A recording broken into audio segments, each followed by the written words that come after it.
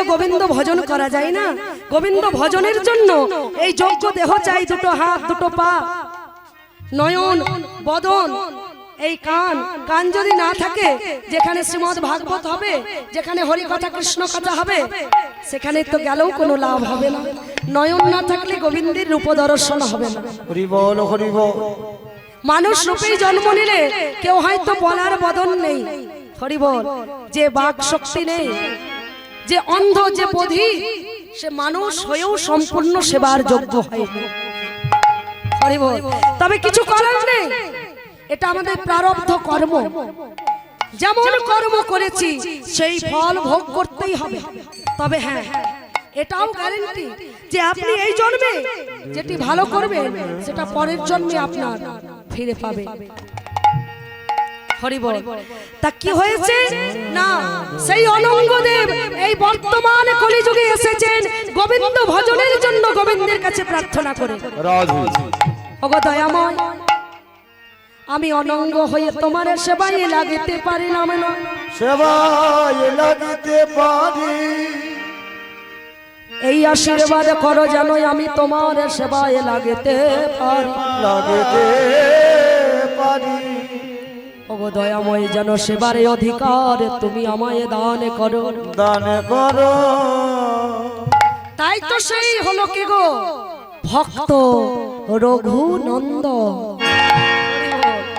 সেই অনঙ্গদেব, সেই কামদেব কৃষ্ণ ভজনের যোগ্য দেহ লাভ করে এই কলিযুগে আমার গোবিন্দ সেবার যোগ্য দান পেল, কৃপা পেল প্রভু, কৃষ্ণ ভজন যোগ্য দেহ পেয়ে গেল ভক্ত রঘুনন্দন, যে গোপীনাথকে নাড়ু সেবা করিয়েছে। নিতাই গৌর হরি বল। তাই ভোলানাথকে দেখে বলছে, তুমি তো হলে মদন দাহন, মদনকে দাহন করেছো, তাই তোমার এই রাসে কোনো অধিকার নেই, তুমি ফিরে যাও। তখন মনের দুঃখে ভোলানাথ বললেন, ওগো গোবিন্দ, ওগো গোবিন্দ, আজ তুমি যেমন আমায় রাস দর্শন থেকে বঞ্চিত করিলে, বঞ্চিত করিলে, আমি আগত কলিযুগে প্রতি ঘরে ঘরে রাস লীলা করব। ভক্তবৎসল ভগবান বলছে, তাই নাকি?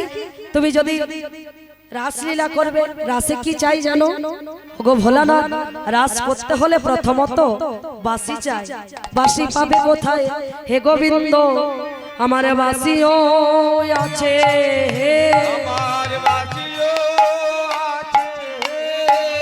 বাঁশিও আছে, আছে, আমার বাঁশিও আছে।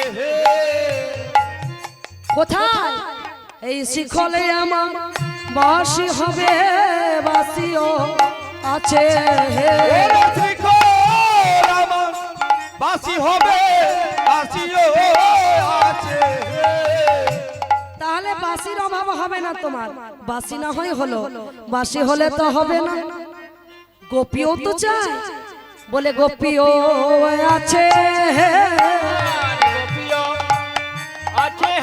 আমার গোপীও আছে, আমার গোপীও আছে। শ্রীধাম নবদ্বীপে আমার গোপীও আছে,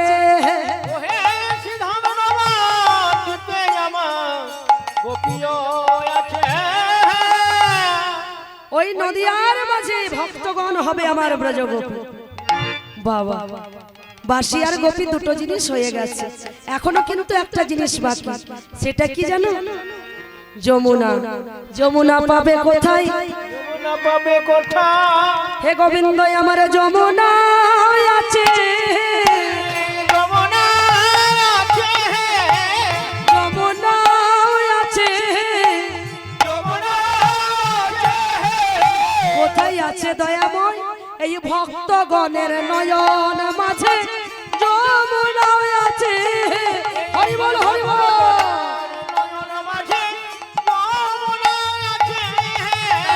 নয়ন জলে যমুনা হবে, যমুনা আছে, নয়ন জলে যমুনা হবে, যমুনা আছে।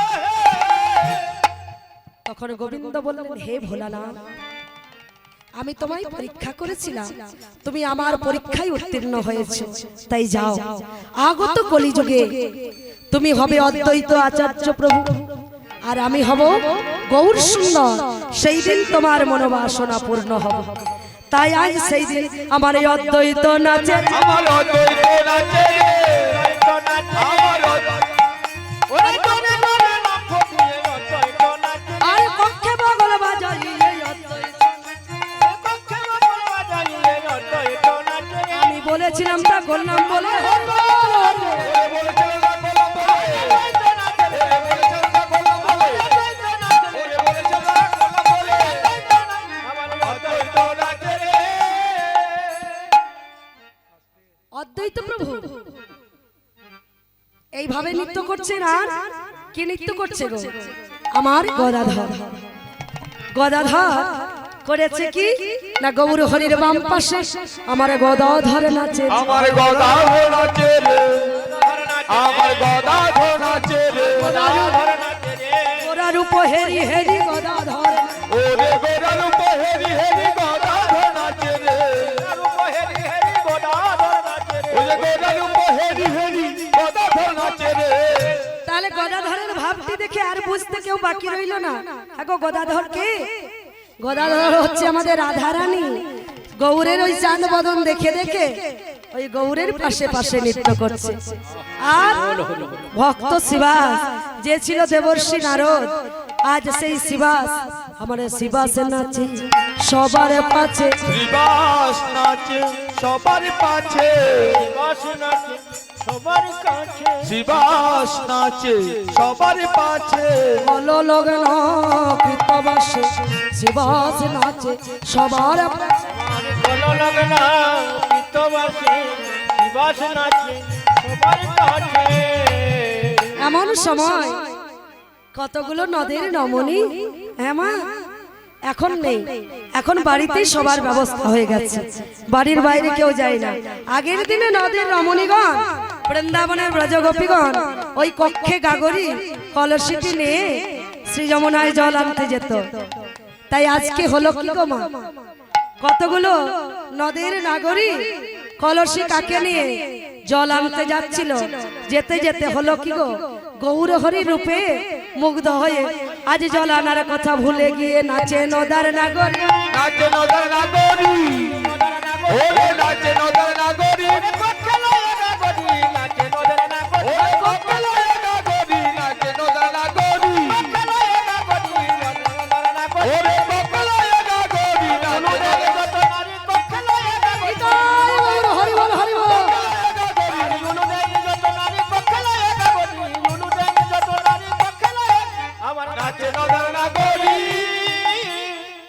তাই বাসুদেব ঘোষে কহে কোজে কোজে করয়ে বিলা করজে বিলা অগরাস রাস গোরাচ করিলে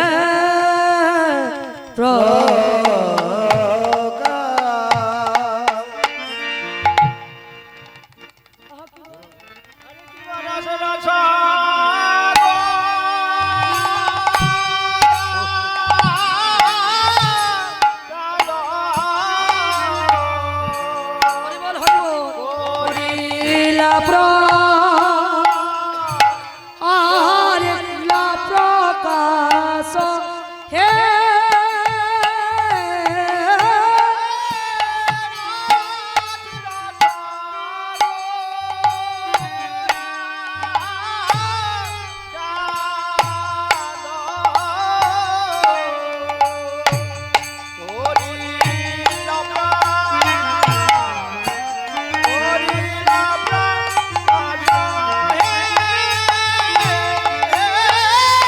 রস রস করে চাঁদ করিল করিল প্রকাশ এ এ রাস রস গোরা চাঁদ করিলা প্রকাশ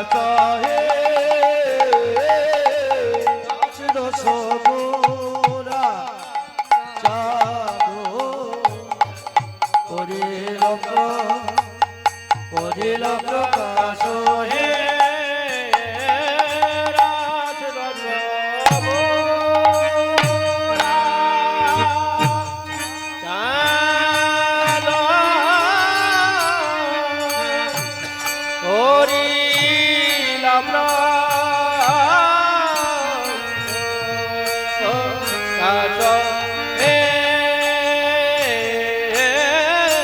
রাশি রস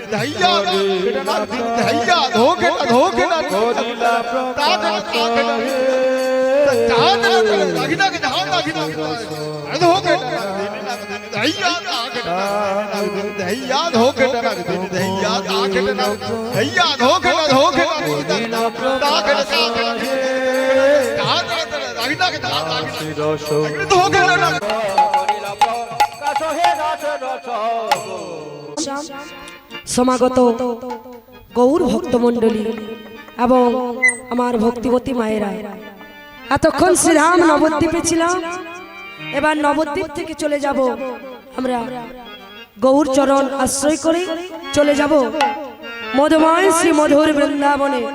সবাই মিলে একবার মায়েরা উলুধ্বনি, বাবারা হরিধ্বনি করতে করতে চলে যায় প্রেম সে রাধা রানীর রাজ্যে। বলি রাধা রানী কি, রাধা রানী কি, রাধা রানী কি। ও মন রটনা রাখাল রাজা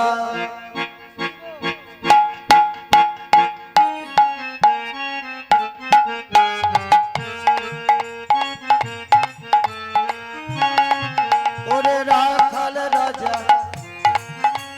গোপাল মা কোথায় বৃন্দাবন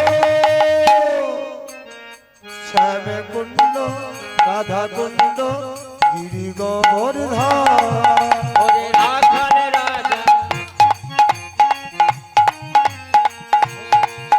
ওরে রাখাল রাজা, গোপাল মা কোথায় বৃন্দাবন? রাধা কুণ্ড গিরি গোবর্ধন। আমার রাখাল রাজা গোপাল মা কোথায় বৃন্দাবন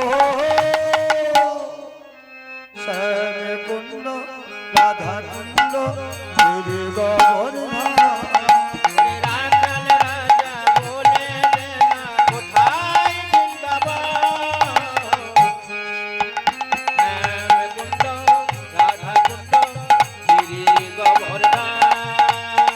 শ্যাম কুণ্ড রাধা কুণ্ড গিরি গোবর্ধন ভাগ্যবতী শ্রী যমুনা উজান বয়ে যান কেশি ঘাটত বংশী বো নিকুঞ্জ কানন ভাগ্যবতী শ্রী উজান বয়ে যান কেশি ঘাটর বংশী বো নিকুঞ্জ কানন ভাগ্যবতী শ্রী যমুনা উজান বয়ে যান কেশি ঘাটর বংশী বো নিকুঞ্জ কানন রাখাল রাজা গোপাল মা কোথায় বৃন্দাবন হরি বল হরি বল। রাধা কুণ্ড গিরি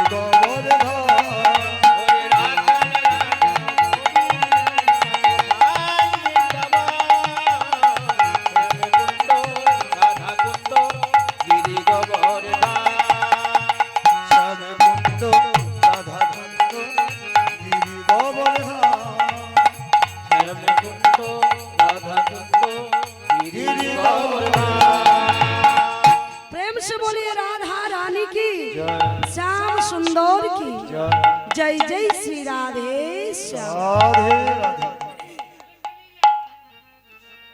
हरि बोल हरि बोल।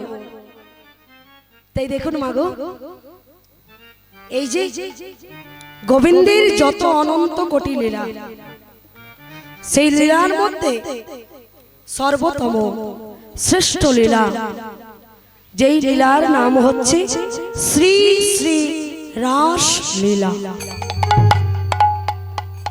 যেই রাস আমার মহাদেব প্রথম শুনিয়েছিলেন মা পার্বতীকে, আর সেই কথা শ্রবণ করেছিল আরো একজন পার্বতী ছাড়া।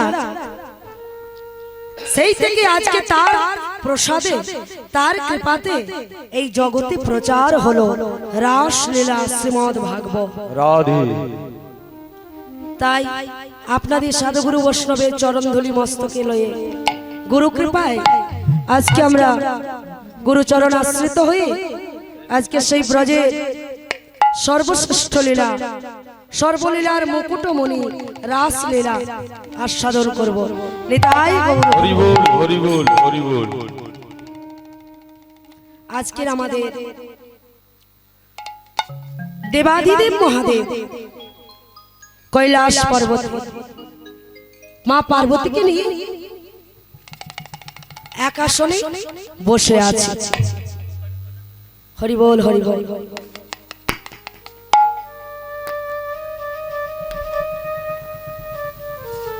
রাধে রাধে। হরি বল হরি বল। রাধে।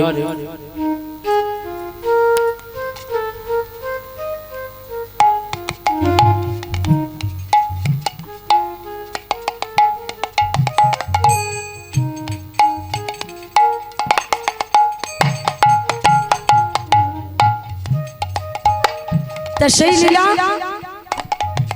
কি করে আমরা জানতে পারলাম? দেখুন,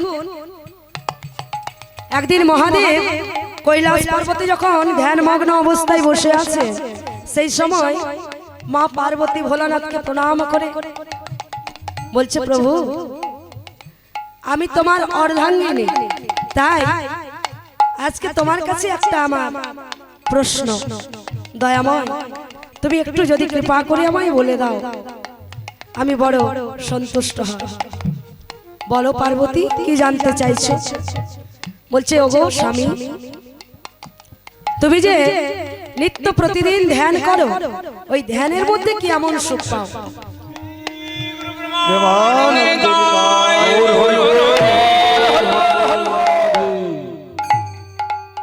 হরি বল হরি বল। জয় জয় শ্রী রাধে।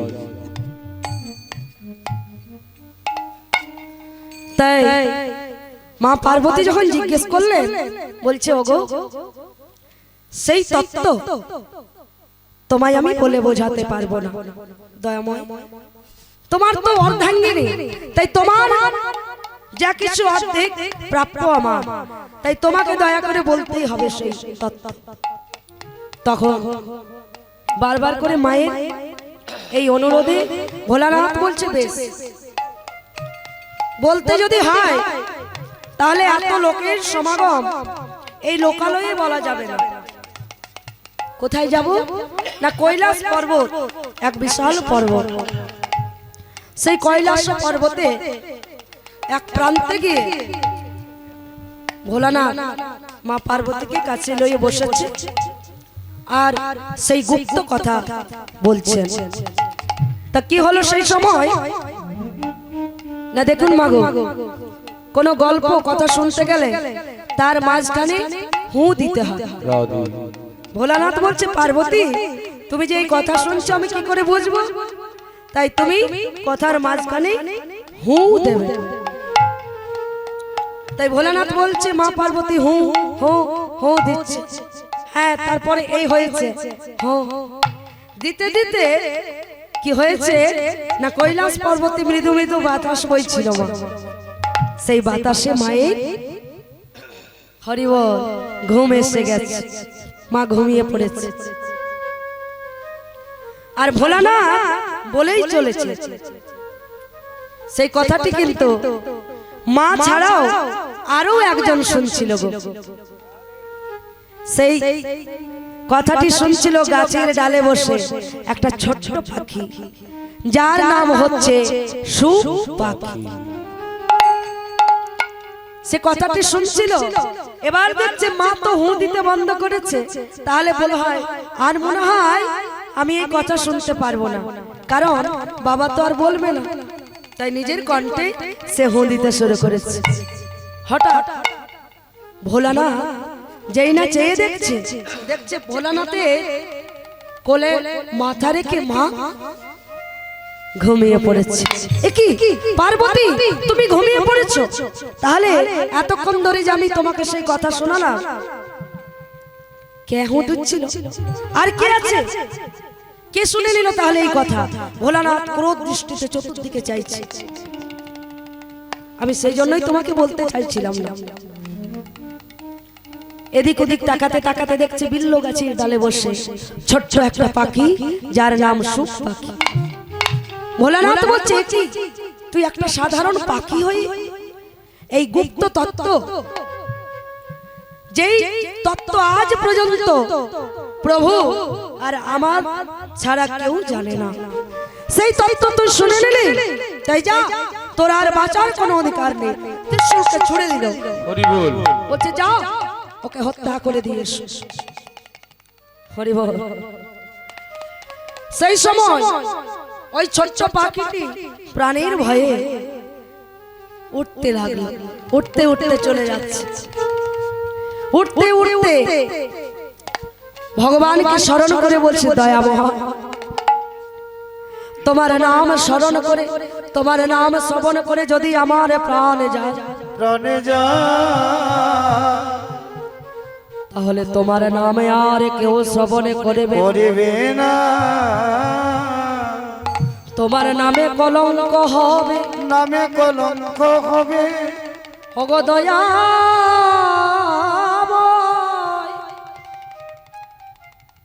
তুমি আজ নিজ গুণে কৃপা করো, করে তোমার নামের জগা হরি বল।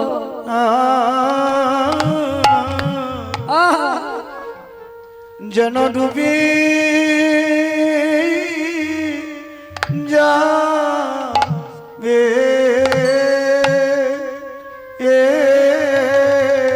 গৌর হরি বল, হরি বল।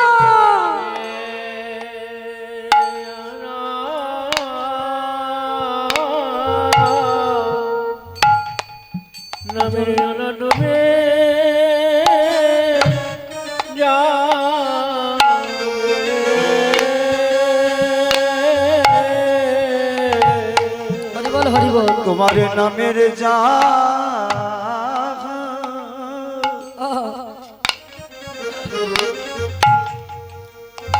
ও গো যাব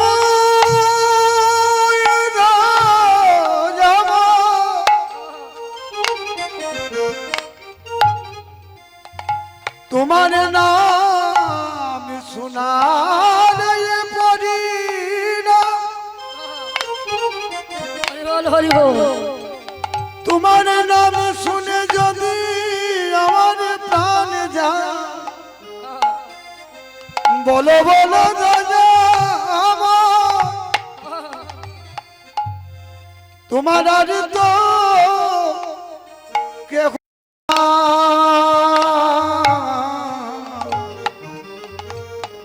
নামে লোবে না গো,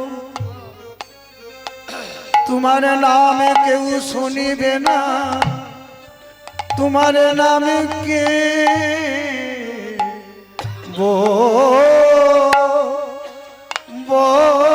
বলিবে না, তোমার নামে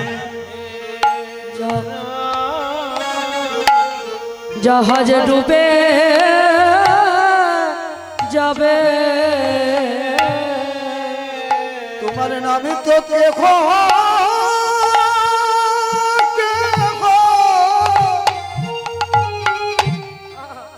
যেন লবে না সে তোমারে নামে নামের জায়গা তোমারে ডুবে যাবে তোমার নামে তো লবে না হে তোমার নামে ডুবে যাবে আরে তোমার নামে কলঙ্ক হবে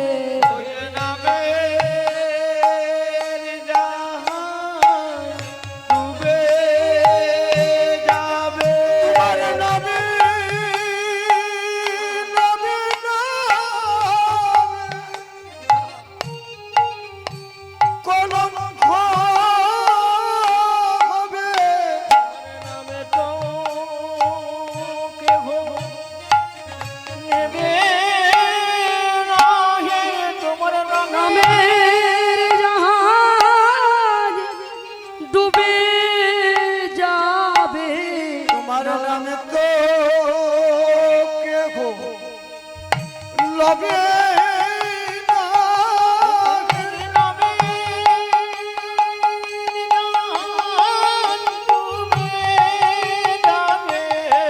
নামে তো কেহ আর শুনবে না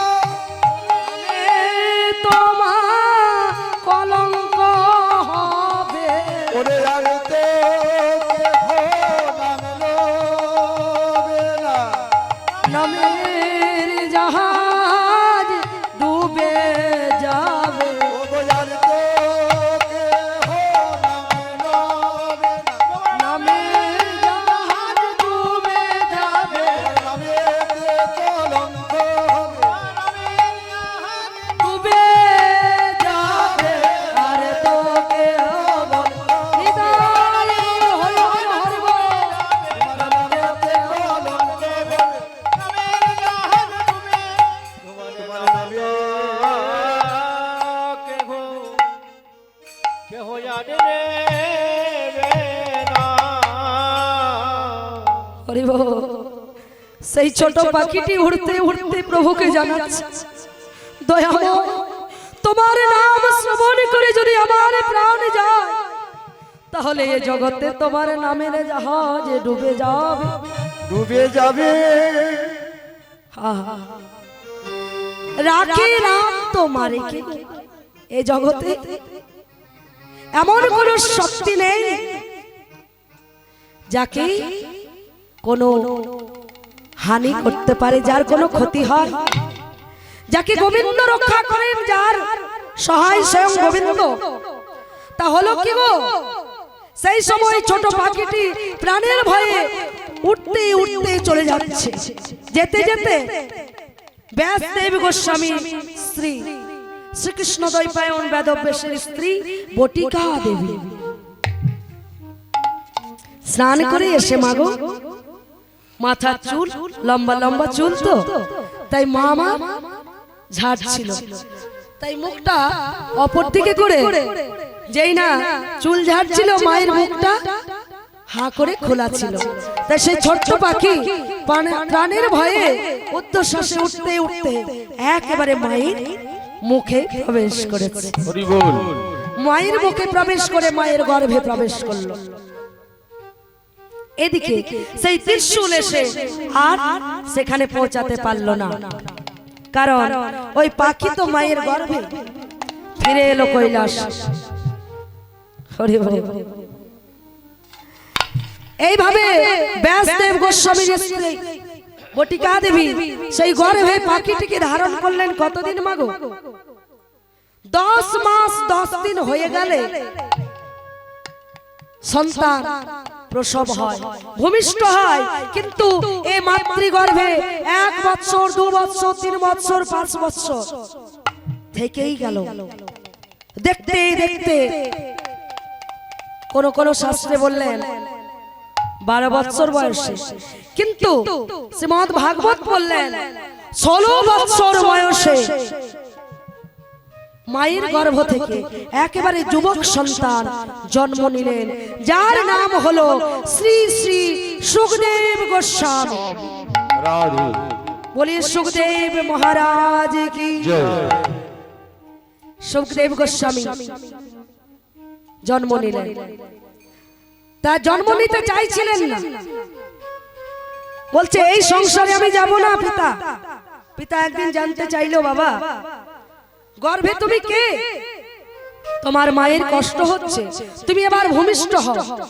সেই গর্ভ থেকে উত্তর দিল, পিতা এই মায়ার জগতে আমি আসতে চাই না, মায়ার জগতে আমি যাব না। হরি বল। যখন এই জগতে মায়া থাকবে না সেই সময় আমি যাব, তো মায়া তো সর্বত্র। তা বলছে মায়া আমি যোগ বলে একটা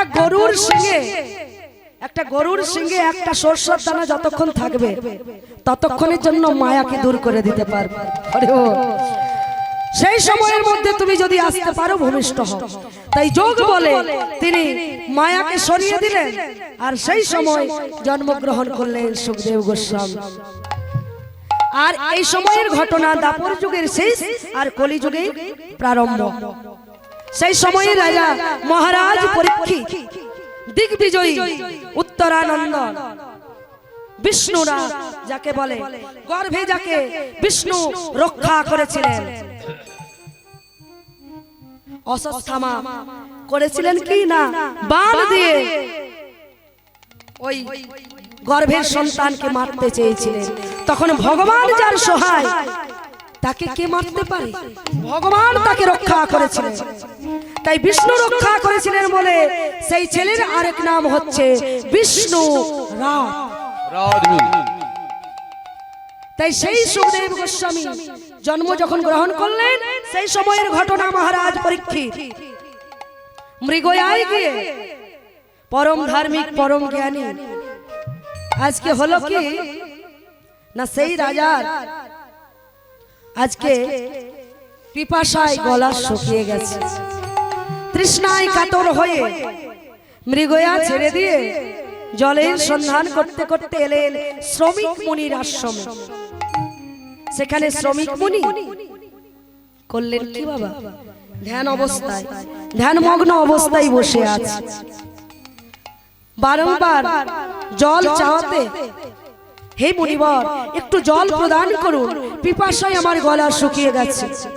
বারবার এই নিবেদন করা সত্ত্বেও যখন মুনিবর একবারও চেয়ে দেখলেন না, হরি বল, তখন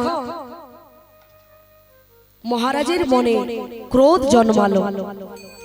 এত অহংকার, আমার রাজত্বে বাস করে আমি দিগ্বিজয়ী মহারাজ পরীক্ষিত, শশাগরা পৃথিবীর রাজা, আমার রাজত্বে বাস করে আমাকে সম্মান দেয় না। সামনেই ছিল একটা মরা সাপ, মৃত সর্প তুলে ধনুকের ডগাই করে মুনির গলায় পড়াইয়া দিল। শ্রমিক মুনি একটু নয়ন মিলে চাইলেন, কিন্তু কিছু বললেন না। এদিকে এই ঘটনাটি শ্রমিক মুনির পুত্র সিংহী জানতে পারল যে তার পিতার গলায় মহারাজ পরীক্ষিত একটা মৃত সর্প পরিয়ে দিয়েছে। তাই এটা তার অপমানজনক মনে হলো। তাই সঙ্গে সঙ্গে ওই আশ্রমে এসে কমণ্ডল থেকে জল নিয়ে পৈতে ধরে অভিশাপ দিলেন, এই আমি শ্রমিক মুনির পুত্র সিংহী আশ্রমে দাঁড়াইয়ে বলি, আমার পিতার গলায় যে এমন করে মৃত সর্প পরিয়ে দিয়েছে, তার 7 দিনের মধ্যে তক্ষক দংশনে মৃত্যু হবে। হরি বল। এই অভিশাপ যখন দিলে শ্রমিক মুনি বললেন, এ কি বাবা, তুই এ কি করলি? ওরে তুই জানিস না বাবা, তুই যাকে এত বড় অভিশাপ দিলি সে আর কেউ নয়, সে ধর্মরাজ্যের প্রতিষ্ঠাতা, যার জন্য এই পৃথিবীতে এখনো ধর্ম বলে কিছু আছে, যার জন্য ধর্ম এখনো এক পায়ে দাঁড়াইয়ে আছে। হরি বল। ধর্মের 4টি পা ছিল গো, সেই চারটি পা ভেঙে গিয়ে এখন কলিযুগে একটি পায়ে ধর্ম দাঁড়িয়ে আছে। হরি বল। কেমন রাজা? যেই রাজত্বে কলি এসেছে, কলি এসে করছে কি না, সেই রাজত্বে একটা বৃদ্ধ গোমাতা আর একটা ষান্ড, একটা ষাঁড়, বৃদ্ধ গোমাতাকে একটা রাজা এসে পায়ে করে পদাঘাত করছে আর প্রহার করছে। মহারাজ পরীক্ষিতের নজরে যখন পড়েছে, বলছে কে তুমি? সাবধান, আমার রাজত্বে কে তুমি? এই পাপাচারী। তোমায় দেখে মনে হয়, তোমার আচরণ দেখে মনে হয় তুমি একজন শূদ্র, তোমায় আমি প্রাণে মেরে ফেলব। ছুটে এসে মহারাজ পরীক্ষিতের চরণে শরণাপন্ন হলো। হে মহারাজ, আমি হচ্ছি কলি মহারাজ। সে তুমি যাই হও না কেন, আমার রাজত্বে কোনো পাপের স্থান নেই, আমার রাজত্বে তোমার থাকা চলবে না। তুমি চলে যাও, ভালো চাও তো, নইলে তোমায় প্রাণে মেরে ফেলবো। হরি বল। সেই বৃদ্ধা গোমাতাটি কে গো? এই পৃথিবী মা, যাকে প্রহার করছে অধর্ম পাপীরা, ওই কলি। আর ওই যে ষাঁড়টির চারটি পা ছিল, একটি পায়ে দাঁড়িয়ে আছে, তাকেও আবার আঘাত করছে, সেটি হচ্ছে ধর্মরূপী বৃষভদেব। হরি বল। সে হচ্ছে বৃষভদেব। ধর্মের এখন একটি পা, অধর্মের চারটি পা। হরি বল। তাই ধর্মে মানুষের মতি নেই গো, তার জন্যই তো সহজ সরল উপায় করে দিলেন মহাপ্রভু। একেবারে কলিযুগে হরিনাম জীবের গতি, হরিনাম ছাড়া জীবের কোনো গতি নেই। তাই দেখুন, মহারাজ পরীক্ষিত যখন বললেন তোমায় প্রাণে মেরে ফেলবো, তখন কলি মহারাজ শরণাপন্ন হয়ে বললেন, আপনি যদি তাড়িয়ে দেন, আপনার নজরে থেকে আমি কত দূরে যাব? আপনি তো এই শোষাগোরা পৃথিবীর রাজা, কোনোদিন না কোনোদিন আপনার সঙ্গে আমার দেখা হয়েই যাবে। অতএব মহারাজ, আপনি দয়া করে আমায় থাকার একটা স্থান করে দেন। মহারাজ পরীক্ষিত শরণাগত পালক ছিলেন, তিনি শরণার্থীকে ক্ষমা করে স্থান দিতেন। তার মধ্যে একটা এই বিশেষ গুণ ছিল। তাই বলছে, তুমি যখন শরণ নিয়েছো, যাও, তোমাকে আমি থাকার জন্য জায়গা দিচ্ছি। তোমার স্থান কোথায় জানো? তোমার স্থান হচ্ছে যেখানে সুরা পান করা হবে, হরি বল, যেখানে পাশা খেলা হবে, আর যেখানে অবৈধ নারী সঙ্গ হবে। এই তিনটি জায়গায় তোমার বাস। কলি তখন বলছে, কি মহারাজ, এই জায়গাগুলো যে দিলে একটাও তো ভালো জায়গা নয়। আমি কলি বলে কি আমার প্রতি একটু দয়া নেই? একটা তো অন্তত পক্ষে ভালো জায়গা দিন। বলছে, যাও তাহলে, তোমার আরো একটা স্থান বেছে দিচ্ছি, যেটা হচ্ছে সোনার মধ্যে হবে তোমার বাস। তবে কোন সোনা? যেটা অবৈধভাবে, অন্যায়ভাবে অত্যাচার করে, কাউকে কাঁদিয়ে, কারু ধন ছিনিয়ে নিয়ে সোনা কিনে অঙ্গে ধারণ করবেন, সেই সোনাই কলির বাস। তাই মহারাজ পরীক্ষিত যে মৃগয়ায় গিয়েছিল, সেই দিন ওই জরাসন্ধের মুটুক পরে গিয়েছিল। তাই সেই প্রভাবে কলি তার মস্তকে বসেছিল বলে ওই মৃত সর্প দিয়েছিল শ্রমিক মুনির গলা।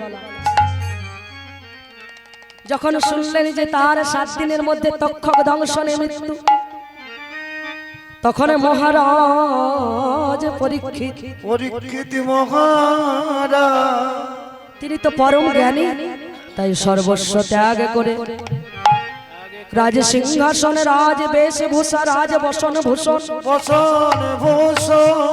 সব কিছু ত্যাগ করে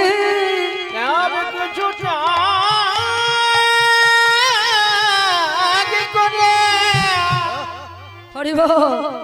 বেরিয়ে পড়লেন এক বস্ত্রে, তার আর বিলম্ব হলো না। জানতে পারলো যে 7 দিনের মধ্যে আমার মৃত্যু। মহারাজ পরীক্ষিতের নয়, এই 7 দিনের মধ্যে প্রত্যেক জীবের মৃত্যু। বল হরি বল। তা সেই 7 দিনের মধ্যে সবাই মরব, রবি থেকে সোম। এই 7 দিন আমরা যে মরব, তা দেখুন মহারাজ পরীক্ষিত যখন জানলো মরব, তার তো কোনো মোহ নেই, মরতে তো সবাইকে একদিন হবে। এই দেহ তো চিরস্থায়ী নয়, ক্ষণভঙ্গুর দেহ। নলিনী জলগত দলমত, নলিনী দলগত জলমত তরলক। এই যে জীবনটি আমাদের ওই পদ্মপাতে যেমন জলটি টলমল টলমল করে, পদ্মপাতায় জল স্পর্শ করে বটে, হরিবল, সেই জলটি যেমন টলমল টলমল কখন যে পড়ে যাবে, তত্র এই জীবনটি কখন যে বেরিয়ে যাবে, হরিবল, কোনো ঠিকানা নেই। তাই আজকে মহারাজ পরীক্ষিত বেরিয়ে পড়লেন তার মুক্তির উপায়ের জন্য। সেই সময়ের ঘটনা মহারাজ পরীক্ষিতকে কৃপা করলেন সুখদেব গোস্বামী। তিনি জানতে পারলেন যে 7 দিনের মধ্যে তক্ষক দংশনে তার মৃত্যু। তখন তিনি বললেন, শোনো মহারাজ পরীক্ষিত, তোমার এই অকাল মৃত্যু কেটে যাবে, তুমি আজকে আমার কাছে বসো। আমি যেই গ্রন্থ পাঠ করব সেই গ্রন্থ হচ্ছে সর্ববেদ, বেদান্ত, উপনিষদ নির্যাস করে যেই রসসার, সেটি হচ্ছে শ্রীমদ্ ভাগবত। সেই ভাগবত তোমাকে সপ্তাহব্যাপী শ্রবণ করতে হবে। সেই থেকে হলো ভাগবতের প্রচার। আজ দেখুন কত সুন্দর সাপ্তাহিক ভাগবত প্রায় সব জায়গাতেই হচ্ছে। এই ভাগবত প্রথম শ্রবণ করেছিলেন নৈমিষারণ্যে, সুখদেব গোস্বামী বর্ণনা করেছিলেন, আর শ্রবণ করেছিলেন মহারাজ পরীক্ষিত। তাই এই ভাগবতের মহিমায় তার অকাল মৃত্যু কাটা গেল, অকাল মৃত্যু চলে গেল। এই ভাগবতের এমনই মহিমা। এই শ্রীমদ্ ভাগবত থেকেই আমার রাসলীলা। তাই সবাই মিলে প্রেম সে একবার বৃন্দাবনে রাধারানীর রাজ্যে এসে আমরা সেই লীলা আস্বাদন করব। শ্রী গুরু প্রেমানন্দের তাই গৌর হরি বল, হরি বল হরি বল। তাই মেরা মন पंछी ये बोले उड़ वृंदावन जाऊं, ब्रज की लता पता हो राधे राधे गा। मेरा मन पंछी ये बोले उड़ वृंदावन जाओ, ब्रज की लता पता हो राधे राधे गाओ। मैं तो राधे राधे गाओ, मैं तो श्यामा श्यामा गाओ, राधे राधे गाओ, श्यामा श्यामा गाओ। वृंदावन पंछी ये बोले उड़ वृंदावन जाओ, ब्रज की लता पता राधे राधे गाओ। मैं तो राधे राधे गाओ, मैं तो श्यामा श्यामा गाओ, राधे राधे गावो, मैं सेवा सेवा गावो। राधे राधे गाओ, मैं तो श्यामा श्यामा गाओ।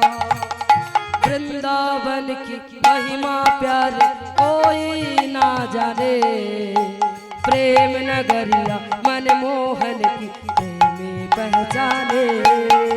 वृंदावन की प्रेम महिमा कोई ना जाने, प्रेम नगर के दिया सबको मन मोहे। वृंदावन की महिमा प्यारे कोई ना जाने, प्रेम नगरिया मनमोहन की प्रेमी पहचाने। वृंदावन की प्रेम महिमा कोई ना जाने, प्रेम नगरिया मन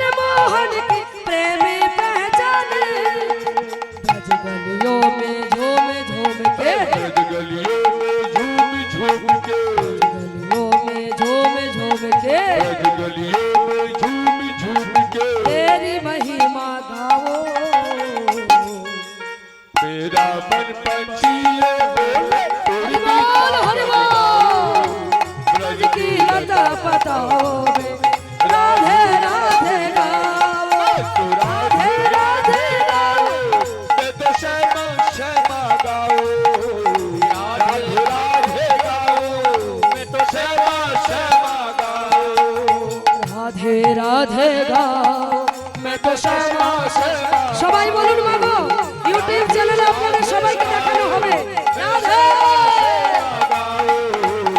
राधे राधे गाओ श्यामा श्यामा गाओ राधे राधे गाओ श्यामा श्यामा गाओ राधे राधे गाओ मैं तो श्यामा श्यामा गाओ बोलिए वृंदावन बिहारी लाल की श्रीमती राधा रानी की जय जय श्री राधे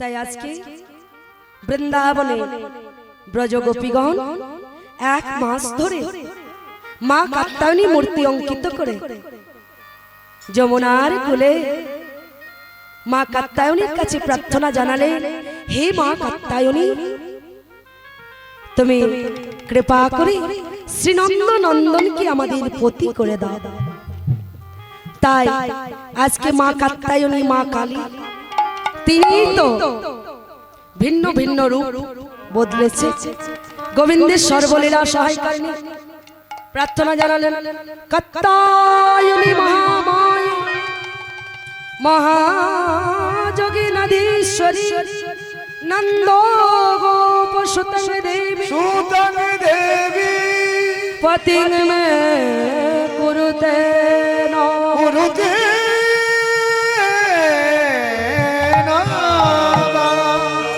कात्यायनी महामाये महायोगी नधीश्वर कात्यायनी महामाये महायोगी नरेश्वरी कात्यायनी महामाये महायोगी नधीश्वर कात्यायनी महामाये महायोगी नरेश्वरी नंद गोप सुतंग देवी नंद गोप सुतंग देवी नंद गोप सुतंग देवी नंद गोप सुतंग देवी पतिं में कुरुते नाम कात्यायनी महामाये महायोगी नरेश्वरी कात्यायनी महामाये महायोगी नरेश्वरी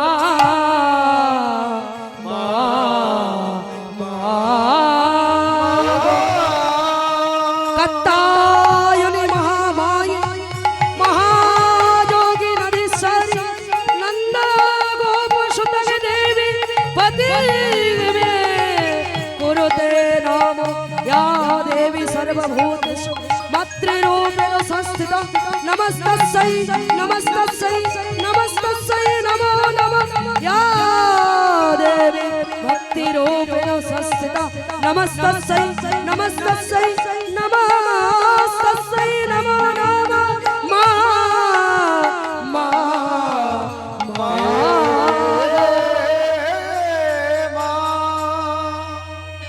हे मां कत्ता हे महायोगिनी अखिल ब्रह्मांडेर अधीश्वरी তুমি কৃপা করে শ্রী নন্দ নন্দন নন্দনে করে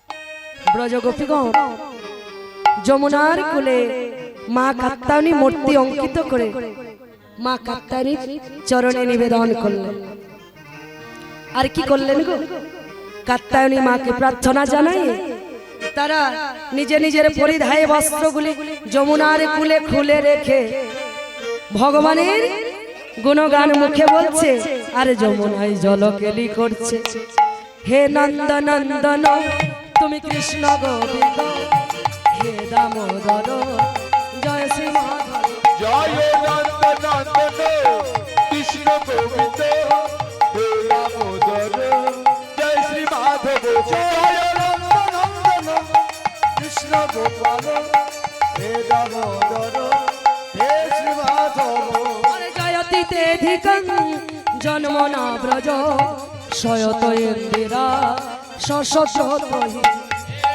নন্দন কৃষ্ণ গোবিন্দ হে দামোদর জয় শ্রী মাধব দায়িত্ব দৃশ্যতা দীক্ষুতা বোকা সাহিদিতা বস্ত্রং বিচিনত জয় নন্দন কৃষ্ণ গোবিন্দ হে দামোদর জয় শ্রী মাধব হে নন্দ নন্দন কৃষ্ণ গোবিন্দ হে দামোদর জয় শ্রী মাধব হে নন্দন কৃষ্ণ গোবিন্দ হে দামোদর জয় শ্রী মাধব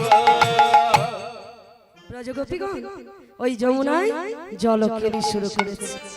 আহা, জলকেলি করতে করতে মা তারা জলকেলিতে এতই আত্মহারা হয়ে গেছে, ভগবানের বদনে নাম, বদনে ভগবানের নাম আর জলকেলি, একেবারে তারা জলকেলিতে মত্ত হয়ে গেছে। সেই সুযোগে হলো কি গো, চোরের শিরোমণি গোবিন্দ ব্রজগোপীর বসনগুলো চুরি করে ওই কদম্বের ডালে তুলে রেখে দিয়ে হরিবল।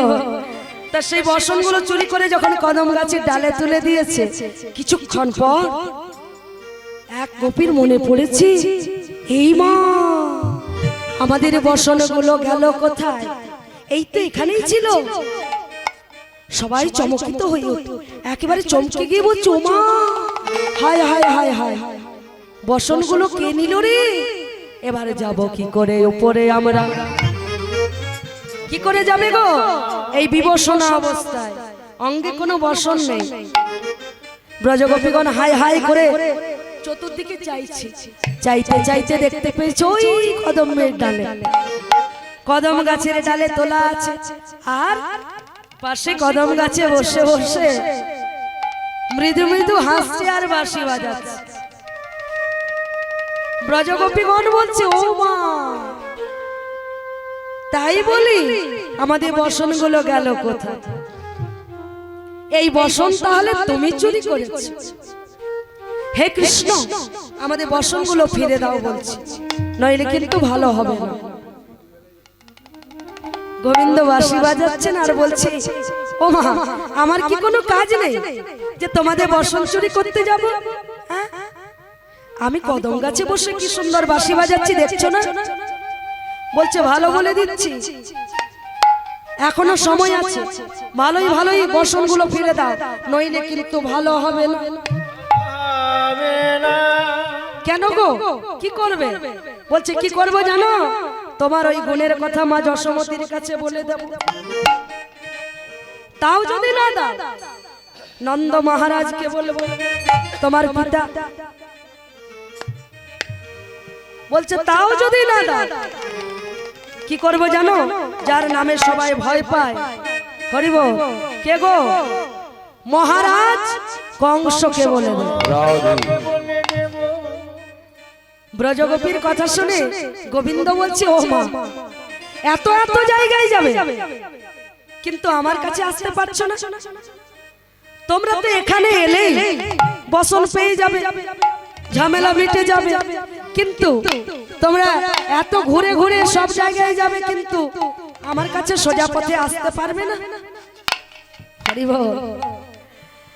গোবিন্দকে যেইভাবে ভজনা করুন না কেন, কেউ ভূত রূপে পূজা করছে, কেউ কালী রূপে, কেউ মনসা রূপে, ভগবান বলছে সব কিন্তু আমি গ্রহণ করি। ভগবান থেকে সব দেবী দেবতার সৃষ্টি। তা বলছে, আজকে তোমরা এত ঘুরে ঘুরে রাজসভায় যেতে পারবে, সেখানে কত হাজার হাজার পুরুষ থাকবে। বলছে, শোনো কৃষ্ণ, সে হাজার হাজার থাক আর যতই থাক, আমরা সেখানে যেতে পারবো, কিন্তু তোমার কাছে যেতে পারবো না। কেন গো? আমি যদি পুরুষ, ওরা কে রাজসভায়? বলছে, শোনো, তোমার সঙ্গে তর্ক করতে পারবো না। আমরা জানি শুধু এই জগতে সকলে নারী, সকলে নারী, এই জগতে পুরুষ বলতে তুমি একজন, তুমি একজন, বাকি সকলে সাজানা সাজা পুরুষ। সাজা পুরো সবাই এই পুরুষের দেহ পেয়েছে বটে, কিন্তু ভেতরটা সবার নারী। বল হরি বল। তাই বলছে জগতে পুরুষ বলতে একমাত্রই আমরা জানি তোমায়। গোবিন্দ বলছে এইভাবে সোজা আঙুলে ঘি উঠবে না, আঙুলটা একটু বাঁকা করতে হবে। তাই বলছে হে ব্রজগোপী, তোমরা যদি সত্যিকারের আমাকে মন থেকে ভালোবেসে থাকো, যদি আমাকে প্রতিরূপে চেয়ে থাকো, চেয়ে থাকো, তাহলে এই যমুনার কূলে এসে বসনগুলো নিয়ে যাও। নিয়ে যাও রে। আহা! এবার ব্রজগোপীগণ নিরুপায়, কারণ আর তো কোনো উপায় নেই। যাকে পাবার জন্য এত সাধনা, সাধনা, যাকে পাবার জন্য মা যোগমায়া ভগবতীর কাছে নিবেদন, তাকে সাক্ষাৎ পেয়েছে যখন। হ্যাঁ গো, ফটোপতির পুজো কতদিন করে? যখন আসল পতি এসে গেছে দরজায়, তখন কি ওই ফটোপতির পুজো করবে, না আসল পতির কাছে গিয়ে হরি বল যাবে? তা বলছে সাক্ষাৎ গোবিন্দকে যখন পেয়েছে ব্রজগোপীগণ, তখন কি আর ওই লজ্জা তাদের কাছে বেশি? যার কাছে এই লাজ লজ্জা কুলশীল মান মর্যাদা সবই পেয়েছি, সেই গোবিন্দকেই যখন পেয়েছি, তাহলে এগুলো কি তুচ্ছ? তাই ব্রজগোপীগণ তাদের লাজ লজ্জা কুলশীল মান মর্যাদা মর্যাদা গুরু গৌরব গোবিন্দ চরণে দান করে, হে গোবিন্দ তোমার হলাম বলে, হে গোবিন্দ যা করো বলে, যমুনার কূলে এসে দাঁড়ালো। হে গোবিন্দ রাখো চরণে, হে গোবিন্দ তুমি রাখো চরণে, হে গোবিন্দ হরি বল। রাখো চরণে, তুমি হে গোবিন্দ রাখো চরণে, তব চরণে শরণাগত, চরণে শরণাগত, দয়া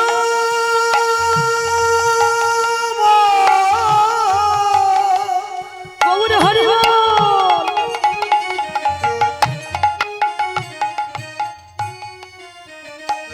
তোমার চরণ ছাড়া বিনি জানি না, ও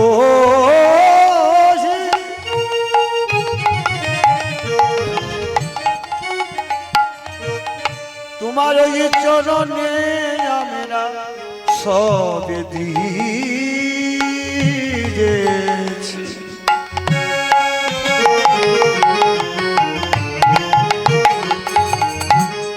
আমার বলতে যা কিছু ছিল, তোমার ওই রাঙা চরণে সব দিয়েছি। তব চরণে শরণাগত, তব চরণে শরণাগত, আশ্রয়দা আশ্রিত জানে, হে গোবিন্দ রাখো চরণে, হে গোবিন্দ রাখো চরণে। হরি বল। তাই ব্রজগোপীগণ যখন সর্বস্ব গোবিন্দ চরণে দান করে, হে গোবিন্দ তোমার হলাম বলে যখন দাঁড়ালো, এই দুটো হাত তোলার মানে কি জানেন গো মা? আত্ম সমর্পণ। যখন ওই পঞ্চ পাণ্ডব হেরে গেল পাশা খেলায়, ওই দ্রৌপদীকেও হেরে গেল, ওই দ্রৌপদী বস্ত্র হরণ হচ্ছে, এত বড় বড় যোদ্ধা এত বড় বড় গুরুজনের মাঝখানে রাজসভায় দুঃশাসন টেনে আনলো, আর বস্ত্র সভার মাঝখানে টেনে খুলছে, বস্ত্র হরণ করতে লাগলো। আর ওই বস্ত্র হাতে দেবী ভগবানকে স্মরণ করছে, দয়াময় তুমি রক্ষা করো, হে প্রভু তুমি এই নারীর মান রাখো। আজ এই রাজসভায় এত এত গুরুজনের মাঝখানে কেউ তো তোমরা আমায় আমায় রক্ষা করো। কেউ শুনলো না, সবাই মাথা নত বসে থাকলো। আর এক হাতে বস্ত্রটি দেবে, এক হাতে ভগবানকে ডাকলেন, ভগবান এলেন না। তুমি যদি ভগবান হরি বল। ভক্তির এই প্রাণ, তব কেন দুঃখ দাও? হরি বল, হরি বল। কেন তব দুঃখ দাও? তুমি যদি ভগবান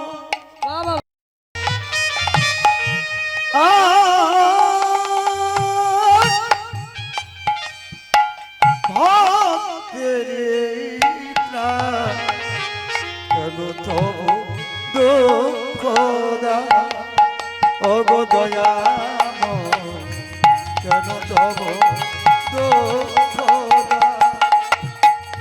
হরি বল, হরি বল।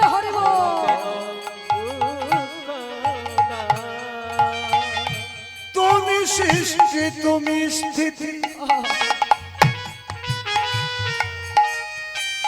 তুমি যে প্রলয়, তুমি জীবে পালন করিতে তুমি দয়াময়। তুমি সৃষ্টি, তুমি সৃষ্টি, তুমি দয়াময়, তুমি সৃষ্টি, জীবের সৃষ্টি, তুমি দয়াময়। তুমি সৃষ্টি, তুমি স্থিতি, তুমি যে প্রলয় দয়াময়, তুমি জীবের পালন করে দাও, তুমি দয়াময়। তুমি যদি ভগবান হরি বল, হরি বল। কেন তব দুঃখ দাও? ওগো দয়াময়, কেন তব দুঃখ দাও? তুমি যদি ভগবান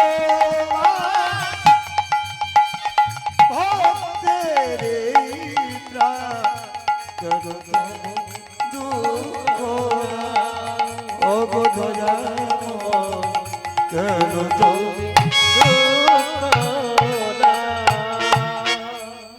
এক হাতে যখন নিজে বস্ত্রকে শক্ত করে ধরে রেখেছিল, আর এক হাতে গোবিন্দকে ডেকেছিল মা, তখন গোবিন্দ আসেনি গো। যখন দুটো হাত তুলে, হে গোবিন্দ, হে বিপদ ভঞ্জন মধুসূদন, তুমি যা করো বলে এই দু হাত তুলে দিয়েছে, তখন কি আর গোবিন্দ থাকতে পারে মা? এত বস্ত্র দিল, যেই বস্ত্রের পাহাড় লেগে গেল, তবু বস্ত্র আর কমছে না। তাই গোবিন্দ যদি কারো সহায় হয়, হরি বল, হরি বল। এদিকে ব্রজগোপীগণ গোবিন্দ চরণে আত্মসমর্পণ করে যখন দাঁড়াইছে, গোবিন্দ ব্রজগোপীদের বস্ত্র ফিরে দিয়ে বলছেন, যা তা বলা ব্রজং সিদ্ধা ময়ে মারং শত খপা।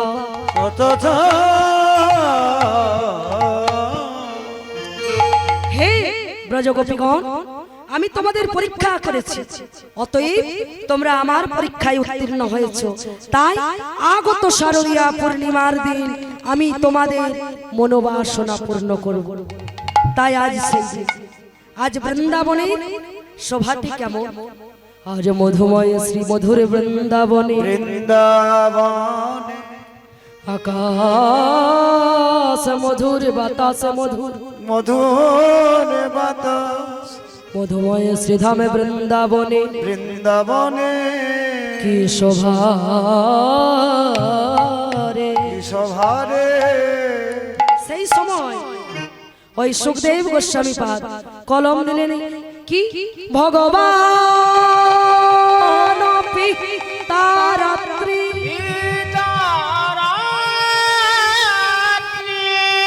শরদাত ফুল্ল মল্লিকা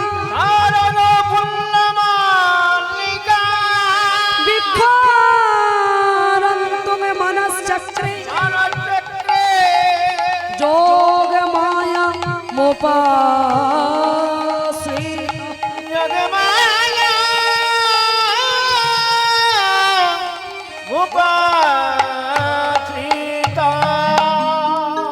ঐশ্বর্য ঐশ্বর্য বীর্য সরবিধ মহাশক্তি নিকেতন স্বয়ং ভগবান নিজ অচিন্ত মহাশক্তির প্রকাশ করলেন এবং গোপাঙ্গনার সঙ্গে ব্রজগোপীগণকে নিয়ে রাস করিতে ইচ্ছুক হলেন।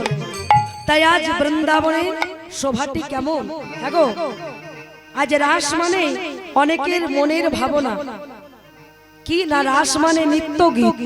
হ্যাঁ গো, নিত্য গীত বটে, কিন্তু রাসের আসল উদ্দেশ্য, মুখ্য উদ্দেশ্য এবং গৌণ উদ্দেশ্য, মুখ্য উদ্দেশ্য হচ্ছে ভক্ত আর ভগবানের মিলন,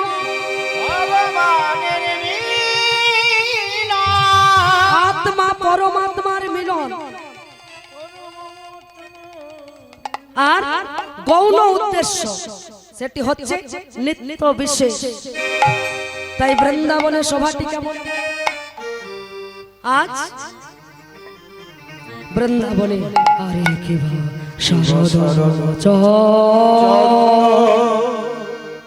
পবন মন্দ শরদ চন্দ পবন পবন পবন মন্দ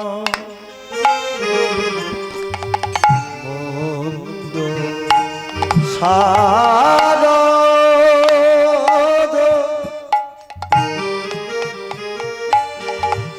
শারদ চন্দ্র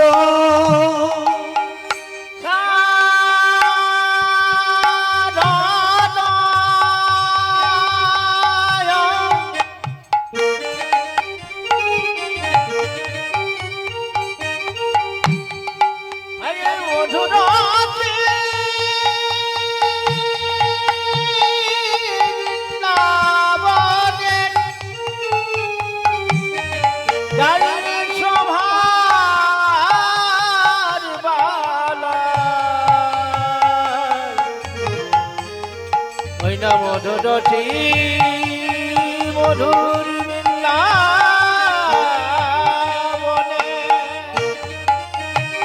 কি শোভা দেখা যায় বৃন্দাবনে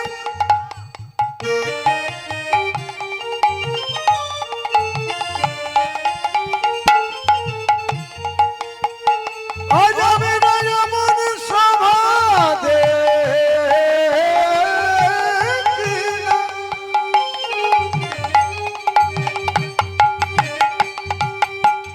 সভার বালায় যা কি সভা সারদ সারদ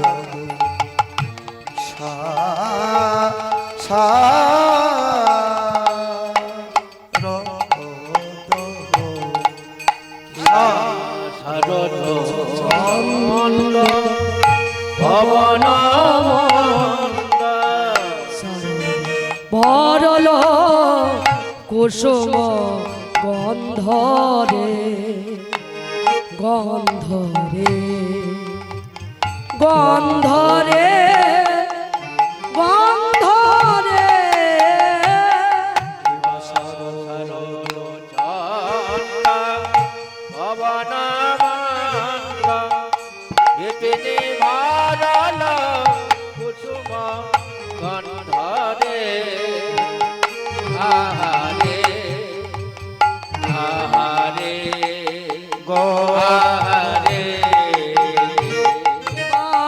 ফুল্ল মল্লিকা মালতী জ্যোতি রে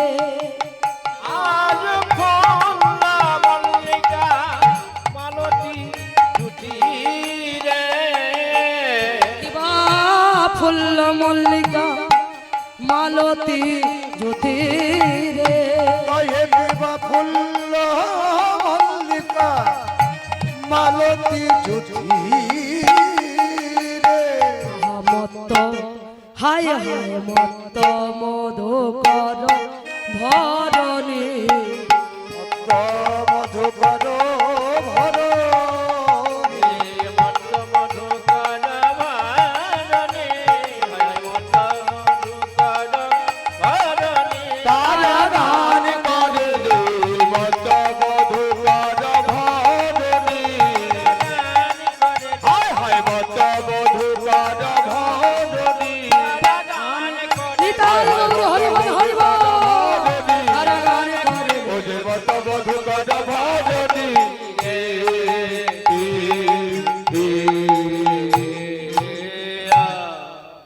দেখো নীল গগনে চাঁদ উঠেছে নীল গগনে চাঁদ উঠেছে দেখো নীল গগনে চাঁদ উঠেছে নীল গগনে চাঁদ উঠেছে আমার তারার মালা গলায় পড়ে নীল গগনে চাঁদ উঠেছে কত তারা মধুরসে বৃন্দাবন আরে এই মধুরসে বৃন্দাবনে মধুরসি বৃন্দাবনে নীল গগনে চাঁদ উঠেছে ও যে মধুরসি বৃন্দাবনে ও যে মধুরসি তাই গৌর হরি বল হরি বল মধুরসি বৃন্দাবনে নীল গগনে চাঁদ উঠেছে আহা আজ সোহাটি কেমন গো নীল গগনে একেবারে চাঁদ উঠেছে তা কি হয়েছে বৃন্দাবনে শরৎকালে রাস হয়েছে তো তাই আমাদের ঋতু হচ্ছে ছটি গ্রীষ্ম বর্ষা শরৎ হেমন্ত শীত বসন্ত তা যেই ঋতুর ফুল শরৎকালে ফোটে সেই শরৎ ঋতুর ফুল তো ফুটেইছে মা কিন্তু আজ যেই ঋতুতে ফোটে না সেই ফুলও কিন্তু আজ সব একসঙ্গে ফুটে গেছে কেন না ছয় ঋতু একত্রিত হওয়াতে সব ঋতুর ফুল ফুটেছে কেন গো আজ কি হয়েছে কত তারা ফুটেছে কত তারা ফুটেছে